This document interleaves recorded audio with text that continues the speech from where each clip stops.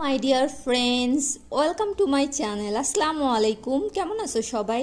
তো আবারও হাজির হয়ে গেলাম এই ড্রামাটির 3 নম্বর এপিসোড নিয়ে। বাকি 2টা এপিসোড চ্যানেলে আপলোড করা আছে, চাইলে তোমরা যে দেখতে পারো। আর যদি তোমাদের এই ড্রামা ভালো লেগে থাকে, লাইক সাবস্ক্রাইব করে চ্যানেলের সাথে থেকো। তো চলো বেশি কথা না বাড়িয়ে ড্রামা শুরু করা যাক।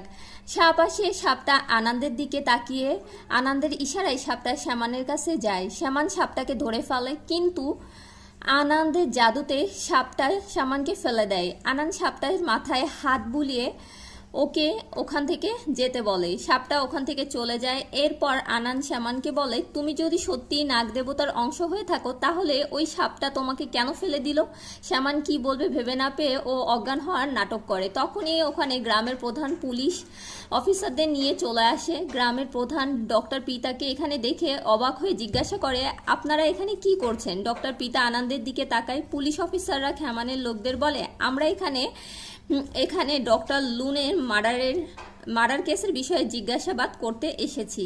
কেননা ডক্টর লুনের সাথে শেষবার তোমাদের সাথে ঝামেলা হয়েছিল। খেমানের লোক বলে, ওর তো অ্যাক্সিডেন্ট হয়েছে, তাই আমাদের সাথে ওর মৃত্যুর কি সম্পর্ক?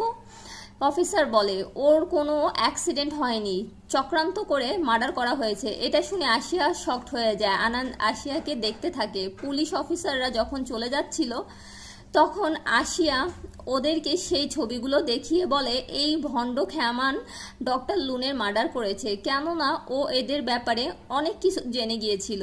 অফিসারটা বলে, ঠিক আছে, আমরা তদন্ত করছি বলে উনি ওখান থেকে চলে যায়। কিন্তু আশিয়া তবুও মানে না। ও পুলিশ অফিসারের পেছন যায়, কিন্তু ডক্টর পিতা ওকে আটকে বলে, তুমি ভুলে যেও না আমরা এখানে কেন এসেছি। ডক্টর লুনের মৃত্যুতে আমারও কষ্ট হয়েছে। আনান ওদেরকে দেখে। সীতা আশিয়াকে বলে, দেখো গ্রামবাসীরা আমাদের দিকে কিভাবে তাকিয়ে আছে, আমাদেরকে এখন এখান থেকে চলে যাওয়া উচিত। আশিয়া বলে, আমি ডক্টর লুনের খুনিকে অবশ্যই খুঁজবো বলে ও ওখান থেকে চলে যায়। আনন্দ ডক্টর পিতাকে ভালো করে লক্ষ্য করে। এরপর গ্রামের প্রধান ডক্টর পিতা আর বাকি সবাইকে ঘরের চাবি দিয়ে দেয় এবং নিজের স্ত্রী দারার সাথে পরিচয় করিয়ে দেয়।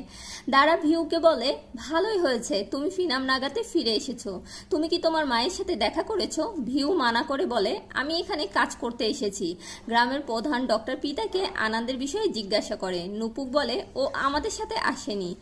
আশিয়া বলে, ও তো বলেছিল ও এখানেই থাকে, কিন্তু এখন তো মনে হচ্ছে ওকে এখানে কেউই চিনে না। গ্রামের প্রধানের নাম স্বপন। উনি বলে, আমি ওকে এই গ্রামে আগে কখনো দেখিনি। দারা বলে, আমি শুনেছি কেউ নাগালয় ক্যাসেলের ভিতরে থাকছে, মনে হয় এই সেই ছেলেটা।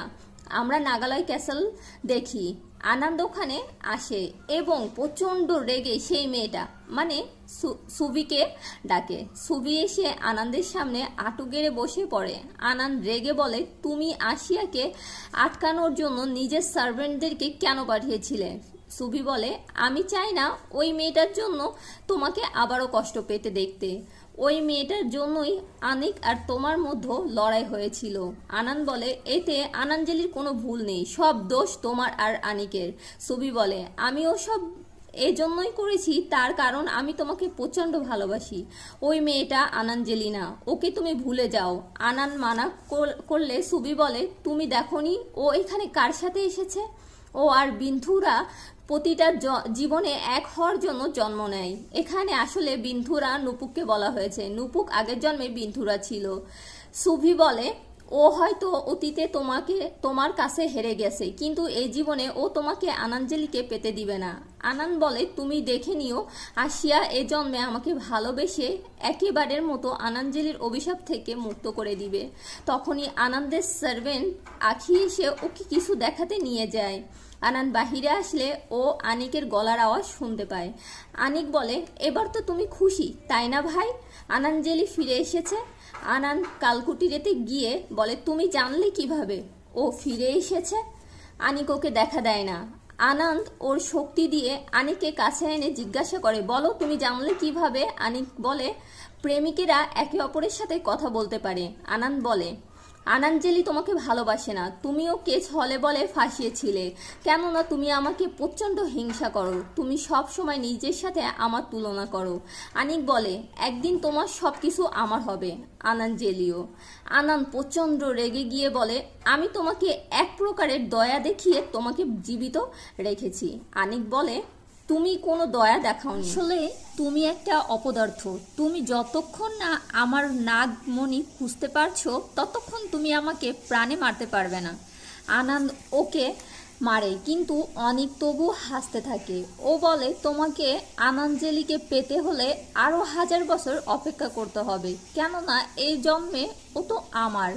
আনন্দ ওকে আবারও প্রচুর মারে। তখনই একজন আসে, সে হচ্ছে মং গরুবা।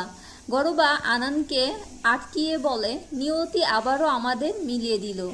আনিক বলে নিয়তি কি এটা বলেছে এবার আমি আনাদের থেকে জিতে যাব? আনান গারুবার সাথে চলে যায় এবং বলে আনাঞ্জলি ফিরে এসেছে, যেমনটা আপনি বলেছিলেন।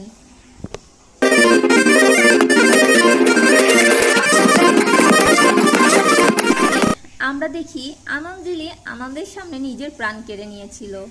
আনন্দ ওকে জড়িয়ে ধরে প্রচণ্ড কাঁদে। বর্তমানে আনন্দ বলে আমি ওই দিন তো অনেককে ধরে ফেলেছিলাম, কিন্তু আনাঞ্জলিকে বাঁচাতে পারিনি। গারুবা বলে তোমার 1000 বছরের অপেক্ষার ফল পাবে, তুমি এবার সাধারণ মানুষ হয়ে যাবে এবং ওকে ভালোবাসতে পারবে, এতে আমি তোমাদেরকে সাহায্য করব। আনন্দ ওনাকে ধন্যবাদ বলে এবং ও বলে আমি জানি না এইবার এই অভিশাপ দূর করতে পারবো কিনা। অভিশাপের জন্য ও নাগ দেবতার উপর বিশ্বাস করে না, তাই ও যদি একবার জানতে পারে আমি আসলে কে, তখন ও আমাকে মেনে নিতে পারবে না। গারুবা বলে এই বছর গ্রেটেস্ট নাগা ইয়ার, তোমরা দুজন অবশ্যই এক হবে। শুধু তুমি এটা খেয়াল রাখবে কোনো মানুষের জন্য কাউকে প্রাণে হত্যা করতে পারবে না, না হলে সব কিছু বরবাদ হয়ে যাবে। আনন্দ বলে আমি অভিশাপ তো শেষ করেই ছাড়বো। এদিকে রাতের বেলা আসিয়া লুনের বাড়িতে এবং ও এখানে প্রমাণ খুঁজতে থাকে। তখনই ওর মনে হয় ও ছাড়া আরও কেউ এই বাড়িতে আসে। একজন মাস্ক পরা মানুষ আসিয়ার উপরে হামলা করে দেয়। লোকটা যখনই আসিয়াকে মেরে ফেলতে যাবে তখনই ওখানে আনন্দ চলে আসে। আনন্দ এসে লোকটাকে আটকে নেয়। আনন্দ লোকটাকে প্রচুর মার মারে। লোকটা পালানোর সময় কিছু ডকুমেন্ট নিয়ে পালাচ্ছিল, কিন্তু আসিয়া লোকটার হাত থেকে ডকুমেন্টগুলো কেড়ে নেয়। আলোতে আসিয়া ওই ডকুমেন্টগুলা চেক করে। আনন্দ প্রচণ্ড রেগে গিয়ে বলে আমি তো তোমাকে আগেই বলেছিলাম এখানে প্রতিটা মুহূর্তেই বিপদ, তাহলে তুমি এতটা বেপরোয়া হলে কিভাবে? আসিয়া ওকে উল্টা প্রশ্ন করে তুমি এখানে কি করতে এসেছিলে? আনন্দ বলে প্রমাণ খুঁজতে এসেছিলাম, তুমি আমার কথা শোনোনি, প্রচণ্ড জেদি তুমি। আসিয়া বলে তাতে তোমার কি? আনন্দ বলে তাতে আমার অনেক চিন্তা, তোমার কিছু হোক সেটা আমি চাই না। আসিয়া বলে তুমি আমাকে প্রোটেক্ট করছো কেন? আমি তো তোমাকে চিনিই না, আর তুমি কে সেটাই কেউ জানে না। আনন্দ বলে আমি কিছুদিন আগেই এখানে এসেছি, আর আমি নাগালয় ক্যাসেলে থাকি। আসিয়া বলে তুমি আমাকে ফলো করছো কেন? কি চাই তোমার আমার কাছ থেকে? আনন্দ বলে তুমি যদি ভেবে থাকো আমি তোমার বন্ধুকে মেরেছি তাহলে ভুল ভাবছো, আমি কোনো অচেনা মানুষ নই, তুমি ভালো করে ভাবো তুমি আমাকে কোথায় দেখেছো। আনন্দ আসিয়ার কাছে যায়। আসিয়া চলে যেতে গেলে আনন্দ ওকে আটকিয়ে বলে কখনো কখনো যেটা দেখা যায় না সেটাই সত্যি হয়। আসিয়া বলে যদি আমি সত্যিটা জানি তাও আমি বিশ্বাস করব না, তাই তুমি এখান থেকে চলে যাও। আনন্দ যায় না, ও দাঁড়িয়ে দাঁড়িয়ে আসিয়াকে দেখতে থাকে। আসিয়া পেছন ঘুরলে ও আনন্দকে ওখানে দেখতে পায় না, ও আসলে গায়েব হয়ে গিয়েছিল। এরপর আসিয়া হোটেলে ফেরে, কিন্তু রাস্তায় ওর ফোনের লাইট বন্ধ হয়ে যায়। তখনই ওখানে অনেকগুলা জোনাকি পোকা আসে, ওকে পথ দেখায়। আসিয়া বলে অনেক সুন্দর। আনন্দ আর ওর সার্ভেন্ট আখি দুজনেই ওখানে অদৃশ্য হয়ে দাঁড়িয়েছিল। আনন্দ আসিয়াকে দেখে আর ওর কথাগুলো শুনে হতাশ হয়ে যায়। আখি বলে মাস্টার তুমি হতাশ হয়েও না, এই মেয়েটা আসলে অভিশাপের জন্য তোমাকে বিশ্বাস করতে পারছে না। যদি না অনেক ওই দিন এইসব করতো তাহলে ও নিজেকে তোমাকে না ভালোবাসার অভিশাপ দিত না।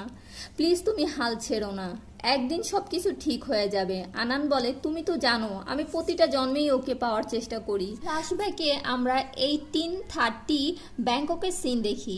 আসিয়া পড়ে যাচ্ছিল, তখনই আনন্দ ওকে ধরে ফেলে, কিন্তু বিন্ধুরা এসে ওকে নিয়ে যায়। আনন্দ বলে, আমি ওই জন্মে অভিশাপের পর ওকে দেখেছিলাম, এজন্য আমি ওকে পাইনি। তারপর আমরা 24/15 ব্যাংককের সিন দেখি। আনন্দ এসে আশিয়াকে ওর সাথে ডান্স করতে বলে। আশিয়া বলে, আমি তোমাকে ভালোবাসি না বলে। Welcome to my channel guys, তোমাদের কাছে এই ড্রামাগুলো কেমন লাগতেছে কমেন্ট করে অবশ্যই জানাবা। আর এই ড্রামাগুলার আরও যদি অনেক পার্ট চাও তাহলে অবশ্যই কমেন্টে জানাবা। আর যদি ভালো লাগে লাইক সাবস্ক্রাইব করে চ্যানেলের পাশে থাকবা। আর সাবস্ক্রাইব বাটনের উপরে বোম মারো বা আর উপরে সাইকেল চালাও বা ভ্যান, যা মন চায় তাই করো, কিন্তু চ্যানেলটা সাবস্ক্রাইব করে দিও। ওকে, সবাই ভালো থাকো, টাটা, বাই বাই, দেখা হবে নেক্সট এপিসোডে।